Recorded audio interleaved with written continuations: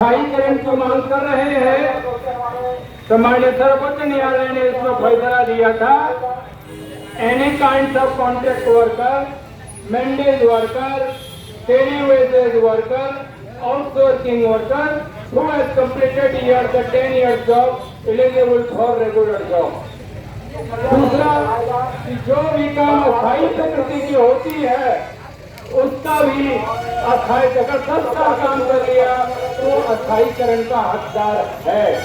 फिर पता नहीं ये नेतृत्व क्यों नजरअंदाज कर रही है और ये प्रशासनिक अधिकारी क्यों विधि सम्मत काम करने में अक्षम हो रहे हैं। दूसरी बात आपकी क्षतिपूर्ति की है तो एक बात मालूम होना चाहिए, L20 में, G20 में और ILO में 3 जगह आपको यूनिवर्सल सोशल सिक्योरिटी की बात हो चुकी है। देश के सभी व्यक्ति चाहे काम करें चाहे नहीं काम करें पीएफ, पेंशन और ग्रेच्युटी के हकदार होंगे। फिर मनरेगा कर्मी तो काम करते, काम जिन्हें मरने के पहले भी और उनके मरने के बाद भी सरकार को इसकी जिम्मेदारी लेनी चाहिए। मनरेगा कर्मी देश के ग्रामीण विकास में महत्वपूर्ण भूमिका निभाई है। इसके लिए ना तो केंद्र सरकार इनकार कर सकती है और ना ही इसको राज्य सरकार इनकार कर सकती है। तो जब काम में इनकार नहीं तो सुविधा में इनकार क्यों, ये सोचने वाली बात है। ये आपका मानवाधिकार की भी बात है।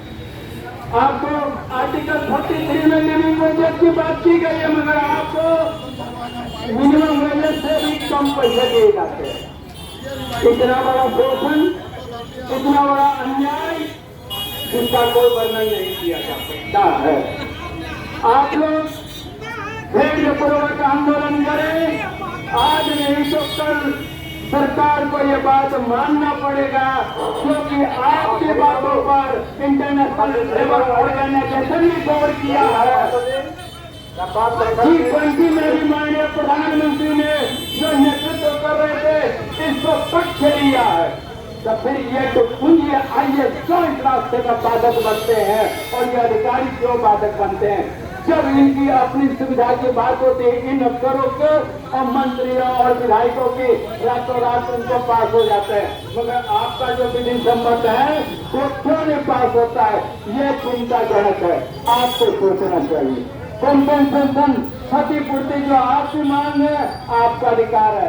अगर आप देश के विकास में महत्वपूर्ण भूमिका निभा रहे हैं, देश के ग्रामीण विकास में महत्वपूर्ण भूमिका निभा रहे हैं तो एक सामाजिक उत्तरदायित्व के साथ सरकार को आपके पूरे परिवार की जिम्मेदारी लेनी चाहिए।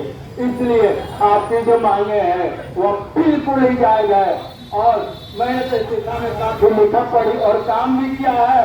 और जब भी आपको रात को 12 बजे जरूरत पड़े, रांची जाना है, दिल्ली जाना है, मंत्री के सामने बात रखना है, मुख्यमंत्री के साथ बात रखना है, प्रधानमंत्री के साथ बात रखना है, मैं पूरे बोल्डली के साथ आपकी बातों को रखूंगा और इतना वादा करता हूँ कि जब मैं बैठ जाऊंगा जगह पर तो बिना मनाए मैं नहीं उठूंगा।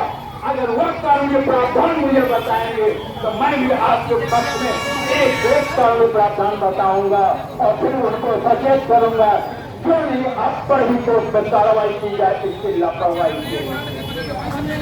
इसलिए भाइयों आपको पूरे धैर्य के साथ आंदोलन करो। आप जहाँ भी मेरी आवश्यकता हो, हमारे ग्रामीण विकास श्रमिक संघ आपके साथ सदैव खड़ा रहा है, कई मौकों पर खड़ा रहा है, कई मांगों को पूरा करवाने में महत्वपूर्ण भूमिका निभाई है। इसलिए ग्रामीण विकास श्रमिक संघ आपका संगठन है, आपका अधिकार है उस पर। मनरेगा कर्मियों को हक में आवाज उठाता एक ही संघ है, वह है ग्रामीण विकास श्रमिक संघ। मनरेगा कर्मी ही नहीं, ब्लॉक में भी जितने कर्मचारी जो गांव के विकास में महत्वपूर्ण भूमिका निभाते हैं, ग्रामीण विकास श्रमिक संघ उनके लिए दरवाजे खुले हैं। वह हमारे पास आए और अपनी बातों को रखें। हम उनकी बातों को प्रभावी ढंग से रखेंगे। सरकार को सुनना होगा। और कई बार हमने उनको अपनी बातें सुनवाई है और उनको मनवाई है। मानवाधिकार आयोग जहां भी जाएंगे घेराबंदी करके आपकी बातों को मनवाएंगे। आपको परेशान होने की कोई आवश्यकता नहीं है, क्योंकि एक भाई आपके साथ खड़ा हो जाए नहीं हो। हम एमएलए एमपी मंत्री तो नहीं है, मगर उससे भी कम भी हम नहीं है। आप विश्वास रखें, आप आगे बढ़िए और एक बार कहिए भारत माता की जय। हमारी मांगे पूरी करो, हमारी मांगे जायज है।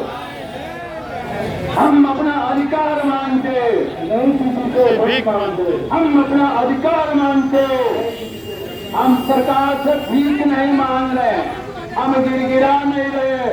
अगर अपने मजबूत बाजुओं से हम गांव का विकास कर सकते हैं तो हम अपने मजबूत बाजुओं और इरादों के बल पर हम अपना विकास को लेने में भी सक्षम होंगे। जय हिंद, जय भारत।